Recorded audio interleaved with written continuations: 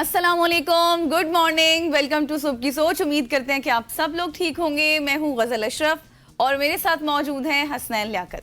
Exactly जी, आप सबको एक बार फिर वार्म वेलकम कहेंगे। सुबह की सोच में मौसम बड़ा अच्छा हो चुका है और मौसम इस तरह का हो धूप हो चुका है चुकी है, कि शदीद धूप। इस तरह का हो चुका है कि मैं इसको एंजॉय करता हूँ कि दिन को जब आपको धूप लगती है लेकिन तो रात उसकी ठंडी हो जाती उसकी है। इंटेंसिटी 3 सवा 3 तक रहती है। उसके बाद से ना वो ठंडक आना स्टार्ट हो जाती है और एग्जैक्टली 5 के बाद तो आपको धूप के अंदर वो इंटेंसिटी नजर नहीं आती है। सो ये बड़ी अच्छा वेदर होता है, स्पेशली ये जो अगस्त के एंड पे स्टार्ट होते हैं, फिर सितंबर स्टार्ट से लेके हाँ, अब तो अक्टूबर तक ये इस तरह के वेदर होता है कि जो बड़ा वेदर ज़बरदस्त रहेगा। होता है। ना इसमें सर्दी होती है ना इसमें गर्मी होती है। इसके बाद एक इंटेंस सर्दियों का सीजन स्टार्ट हो जाता है। सो इस वजह से मैंने कहा कि आप तमाम लोग मौसम को एंजॉय कर रहे कर रहे होंगे। होंगे। और दिनों क्या चीज़ें आप इंजॉय नहीं करते हैं और क्या चीज़ें आप इंजॉय करते हैं वो हम आपको बताएंगे। और एक चीज़ आप बिल्कुल इंजॉय नहीं करते जब गवर्नमेंट कुछ बढ़ाती है। सो गवर्नमेंट ने पेट्रोल और डीजल की कीमतों में मजीद इजाफा कर दिया है। ओगरा ने 25 अगस्त के लिए पेट्रोल और डीजल की कीमतों में इजाफे का नोटिफिकेशन जारी कर दिया।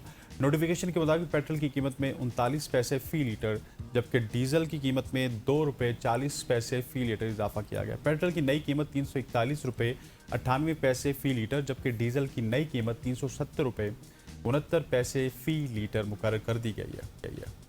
बिल्कुल आप सही कह रहे हैं। अब इसके ऊपर क्या ही तबसरा करूं, अब ये तो रोज़ाना की बात है। अगर मैं कुछ भी कहूँगी तो आपको मेरी बातें बुरी लगेंगी, लेकिन ये है कि चलें, रोज़ाना अगर बढ़ रहा है तो 3 से 4 दिन बाद थोड़ा सा कम भी हो रहा है, तो बैलेंस किया जा रहा है। बैलेंस नहीं किया जा रहा, अकॉर्डिंग टू गवर्नमेंट बस हमें चकमा दिया जा रहा है। चकमा दिया जा रहा है, लेकिन गवर्नमेंट के मुताबिक अगर बढ़ाया जा रहा गवर्नमेंट है के मुताबिक तो सब कुछ ठीक है, दूध सब की कुछ नहरें ठीक बह है, रही ऑल हैं। इज वेल, लेकिन हमारे मुताबिक ये चीज़ ठीक नहीं है।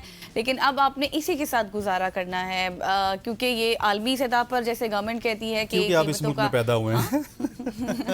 आलमी सतह पर कीमतों में रद्दोबदल हो रहा है, इसलिए यहाँ भी हो रहा है। लेकिन वहाँ देखें तो वहाँ कीमतें कम हो रही हैं। आलमी सतह पे कौन सा ऐसा मुल्क है जहाँ पे 130 रुपए लेवी और 130 पेट्रोलियम लेवी और उसके साथ साथ टैक्सेस की मदद लिया जाता है। दिए जा रहे हैं। और हमने आपको बताया था ना कि आप कितने सपोर्ट टैक्स देते हैं, फिर साथ लेवी देते हैं, मार्जिन पता नहीं कौन कौन से टैक्सेस हम दे रहे होते हैं। तो अब आपने इसी के साथ गुजारा करना है।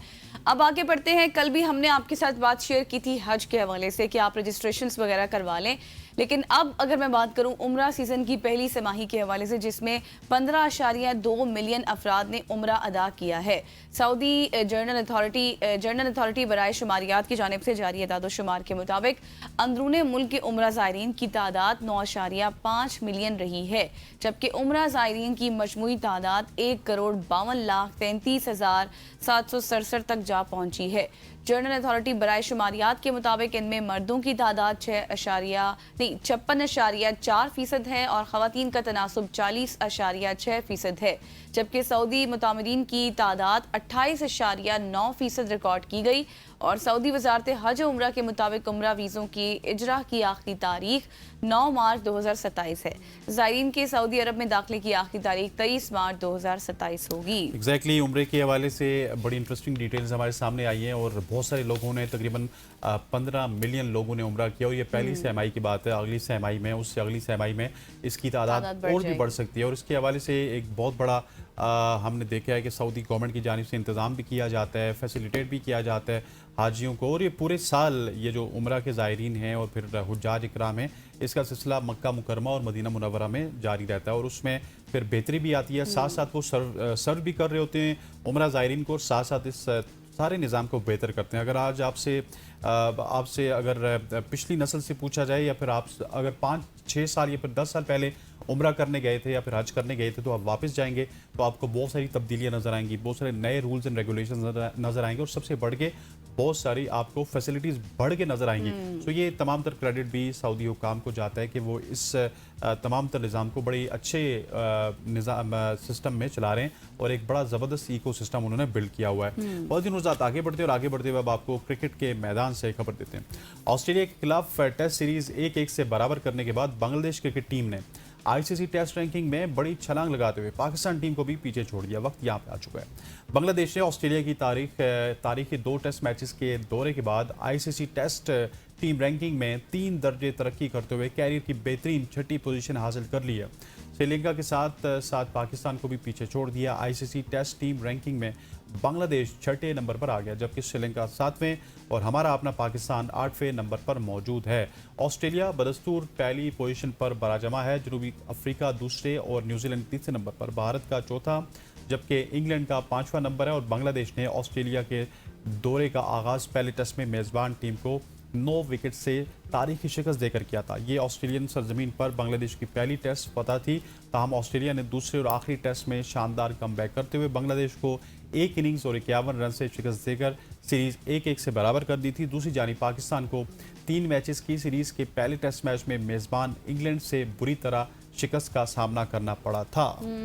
जी पाकिस्तान 3 मैचेस की सीरीज के पहले टेस्ट मैच में मेजबान इंग्लैंड से बुरी तरह मुतासिर हुआ नहीं, है। खबर ये नहीं है, अब शिकस्त आप का खबर सामना तोड़ रही करना हैं। पड़ा, हाँ। खबर ये है कि हम अब वो जो हम कहते थे ना 2 टके के भी नहीं हो तुम, वो 2 क्योंकि टका वहाँ की करेंसी थी बांग्लादेश की, कि तुम 2 टके के भी नहीं हो, तो हम उनसे भी पीछे चले मुझे गए। लगता है अब इतनी बात बहुत है। हम उनसे भी पीछे चले गए। पहले वो अगर 7वें 8वें नंबर पे होते थे, तो अब माशाल्लाह से हमने उनकी जगह ले ली 8वें नंबर पे, और वो 6ठे नंबर पे पहुंच चुके हैं बांग्लादेश की टीम। बिल्कुल आप सही कह रहे हैं, और मुझे नहीं लगता कि अब मुझे इससे आगे मजीद कुछ कहना चाहिए। आगे बढ़ते हैं। आपको याद होगा अब से कुछ अरसा पहले एक बहुत ही शदीद किस्म का एहतजाज किया जा रहा था कॉकरोच जनता पार्टी की जानिब से। उसके बाद कुछ बातें की गई थी और ये फिर एहतजाज खत्म हो गया था। लेकिन अब एक बार फिर से ये हुआ है कि भारत में नौजवानों की जमात कॉकरोच जनता पार्टी ने एक बार फिर सड़कों पर आने का ऐलान कर दिया है। भारतीय मीडिया के मुताबिक सीजेपी ने 5 सितंबर को इंडिया गेट से नई दिल्ली पुलिस हेडक्वार्टर तक नौजवानों के एक नए एहतजाजी मार्च का ऐलान किया है, और पार्टी ने मरकजी हुकूमत पर उन वादों को पूरा करने में नाकामी का इल्जाम आयद किया है जिसकी बुनियाद पर उन्होंने 25 जुलाई को तलबा की तहरीक ख़त्म की थी। समाजी राब्ते की वेबसाइट प्लेटफॉर्म एक्स की अगर मैं बात करूं तो वहां पर जारी करदा एक बयान में सीजेपी के तर्जुमान ने बताया है कि इस मुजव्वज़ा मार्च को पुरअमन करार देते हुए खबरदार किया कि वो जेंजी नौजवान मुजाहिरीन और मुजाहिरों में हलाक होने वालों के अहल खाना के साथ इस धोखे को हरगिज़ कबूल नहीं करेंगे, और इस बात की निशानदही भी की गई है कि उनकी पार्टी को अब इस बात पर कोई एतमाद नहीं रहा कि मोदी की हुकूमत 25 जुलाई को एहतजाज करने वाले स्टूडेंट से किए गए वादों को पूरा करने का इरादा रखती है। इसके साथ साथ सीजेपी के तर्जुमान ने मजीद ये भी कहा कि कौमी वर्किंग कमेटी ने इस बात पर शदीद शुकूक व शुबहात का इजहार किया है कि आया हुकूमत 25 जुलाई को नौजवानों से किए गए वादों का पास रखने का इरादा रखती है या नहीं। इसलिए एक पुरअमन एहतजाजी मार्च की कॉल दी गई है जो इंडिया गेट से शुरू होकर नई दिल्ली पुलिस हेडक्वार्टर तक जाएगा, और इस एहतजाज की क़यादत खुदकुशी करने वाले नेट तलबा के अहले खाना और 20 जुलाई को होने वाली पुलिस गर्दी के मुतासरीन करेंगे। और ये भी आपको याद रहे, जैसे मैंने पहले आपको कहा कि ये तहरीक इम्तहानी निज़ाम में बेज़ाब्तगियों और नेट यूजी का पर्चा लीक होने के खिलाफ 20 जून को जंतर मंतर से शुरू हुई थी, जिसके बाद ये मुल्क के दीगर हिस्सों में फैल गई थी।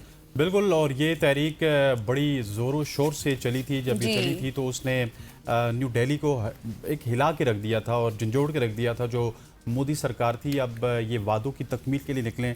अब देखते हैं कि क्या वादे वहाँ पे वफा होते हैं इनके साथ या नहीं होते। गवर्नमेंट इनके वादों का क्या करेगी, क्योंकि ये कॉकरोच जनता पार्टी बहुत ज़्यादा पॉपुलर हो चुकी है और नौजवानों की एक बड़ी सपोर्ट इस पार्टी को हासिल है। और हो सकता है कि जितने ज़बरदस्त अंदाज में ये एहतजाज कर रहे हैं, तो आने वाले इलेक्शन में भी आपको कॉकरोच जनता पार्टी एक हकीकत बन के सामने आए। लेकिन इन्होंने अभी तक नाम नहीं बदलाया, ये कॉकरोच जनता पार्टी के नाम से ही अभी तक तमाम तरह अपनी एक्टिविटीज़ कर रहे हैं। अवधिनुजात आगे बढ़ते हुए अब आपको एक अफसोसनाक खबर के हवाले से आगाह करते हैं। रावलपिंडी और टेक्सला के बाद पेशावर में भी गैरत के नाम पर खातून के कत्ल का वाक़या सामने आ गया है। पुलिस के मुताबिक वालिद को ये शुबा था कि उसकी बेटी का किसी शख्स के साथ मुबैना ताल्लुक है। खातून को फायरिंग करके कत्ल किया गया, जबकि पुलिस ने कार्रवाई करते हुए मुलजिम वालिद को आलाए कत्ल समेत गिरफ्तार किया है।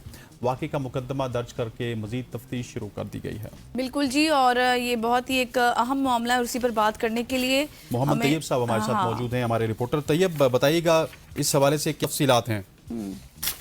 जी बिल्कुल, ये पेशावर का एक इलाका है ख्वाजा टाउन, और ये थाना फकीराबाद में। इसमें गुज़िश्ता रोज जो है वो एक लड़की को गैरत के नाम पर कत्ल किया गया, और लड़की का ताल्लुक जो था वो बाजवड़ से था, और उसके वालिद जो है औलाद ने इसको कत्ल किया, और फिर उसको जो है वो खुदकुशी का रंग दिया था और ड्रामा रचाया था। लेकिन पुलिस ने जो है बर वक्त कार्रवाई करके वालिद को भी हिरासत में लिया है और दीगर तफ्तीश भी शुरू की है। वालिद ने इस पुलिस को जो एतराफ़ किया है और उसमें कहा है कि उसने अपनी बेटी को इस वजह से कत्ल किया है कि उसकी जो है वो मुबैना तौर पर किसी दूसरे शख्स के साथ जो है वो ताल्लुकात थे, तो इस बिना पर जो है उसने अपनी बेटी को कत्ल किया है। पुलिस ने जो है वाक़े की रिपोर्ट भी दर्ज की है, वालिद को भी गिरफ्तार किया है और मज़ीद कानूनी कार्रवाई भी शुरू कर दी है। सही। और वालिद का अभी उनको हिरासत में तो ले लिया गया है, लेकिन उनका क्या मौक़िफ़ सामने आ रहा है? उनको शुबा किस शख्स के साथ था और क्या उस शख्स के हवाले से भी तफ्तीश की गई है? अभी तक तो पुलिस जो है मुख्तलिफ पहलुओं से तफ्तीश कर रही है और जो मुकम्मल जो वाक़े की मुकम्मल तहकीकात है वो तब सामने आएगी जब पुलिस अपना जो है वो पुलिस मिसल उसको कहते हैं या पुलिस रिपोर्ट वो जब सामने आ जाए तो उसमें फिर तमाम हक़ाइक़ सामने आएगी। अभी तक तो उन्होंने सिर्फ एतराफ़ किया है पुलिस को कि मैंने अपनी बेटी को जो है वो इस वजह से कत्ल किया है कि उसकी जो है वो ताल्लुकात थे। पुलिस उस पहलू पे भी तफ्तीश कर रही है कि किसके साथ ताल्लुकात है और किसके साथ जो है वो मतलब उसकी मुबैना ताल्लुकात के शुबे में उसको कत्ल किया गया। तो पुलिस उस पहलू पे भी जो है वो तहकीकात कर रही है, तफ्तीश कर रही है। ताहम अभी तक जो है वो कुछ ऐसे शवाहिद नहीं मिले हैं कि किसके साथ जो है वो उनके ताल्लुकात थे और कौन था, वो आया पेशावर में है या पेशावर से बाहर है। अभी तक उसके सामने कुछ उसके उस हवाले से कुछ चीज़ें सामने नहीं आई। अलबत्ता वालिद को जो है वो हिरासत में रखा हुआ है और वो अब जो है वो पुलिस कस्टडी में है। अच्छा, मुझे ये बताइएगा कि वालिद के हवाले से, उसके वेयर अबाउट्स के हवाले से बताइएगा, क्या करते थे, कहाँ पे रहते थे, उसके साथ साथ उन्होंने ये इंतहाई कदम क्यों उठाया? वो अपनी बेटी को बैठ के समझा भी सकते थे, इस इंतहाई कदम की तरफ गए कि जी मुझे किसी के ऊपर शक था और इस वजह से उन्होंने अपनी बेटी को कत्ल कर दिया। उनको बैठ के समझाते, अगर कोई मामला सुलझता ना तो हमारा तो दीन भी इजाज़त देता है कि आप पसंद के शादी भी कर सकते हैं। बिल्कुल इस तरह है कि ये जो उसका वालिद है वो उसकी पेशे के लिहाज से तो भी उसकी कुछ सामने नहीं है कि वो क्या करता था, लेकिन यहाँ बदकिस्मती से अगर मैं आपको जो है वो एक निजी फाउंडेशन है उसकी रिपोर्ट आपको दे दूं कि खैबर पख्तूनख्वा में कितने कत्ल हुए, तो 2009 से 2019 तक की रिपोर्ट जो है औरत फाउंडेशन की एक रिपोर्ट है, उसमें तकरीबन 4504 खवातीन जो है वो कत्ल हुए और उसमें कुछ अगवा भी हुए, कुछ घरेलू तशद्दुद के निशाना भी बने और उसके साथ साथ उस पर जो है वो तेजाब गर्दी भी की गई। तो ये वाक़या जो है ये आए रोज़ पेशावर में भी होते हैं और खैबर पख्तूनख्वा के बहुत से इलाकों में जो है वो गैरत के नाम पे कत्ल होते हैं।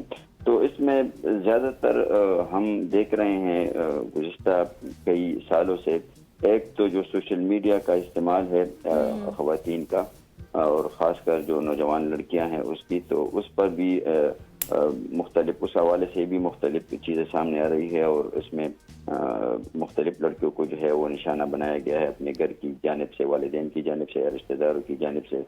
पेशावर में भी इस तरह के वाक़यात हुए, कई टिकटॉकर्स जो है ख़वातीन टिकटॉकर्स वो गैरत के नाम पे जो है वो कत्ल हुई है। तो ये आपने जो पसंद की शादी की बात की तो बिल्कुल इस्लाम तो इसकी इजाज़त देता है, लेकिन यहाँ पे एक और जो है वो ज़हनियत है हमारे जो खैबर पख्तूनख्वा के इलाके हैं या खुसूसन जो पेशावर है, तो इसमें ज़हनियत थोड़ा सा चेंज है। हम सही, वाक़े के मुकम्मल पहलुओं से अब तहकीकात भी की जा रही हैं। बहुत शुक्रिया मोहम्मद तैयब, आप हमारे साथ मौजूद थे और इन डिटेल इस वाक़े से मुतल्लिक डिटेल से आगाह कर रहे थे। अब एक शॉर्ट सी ब्रेक, वापस आएंगे और भी बहुत इंपॉर्टेंट इशूज़ है जिन पर बात करनी है। Stay with us.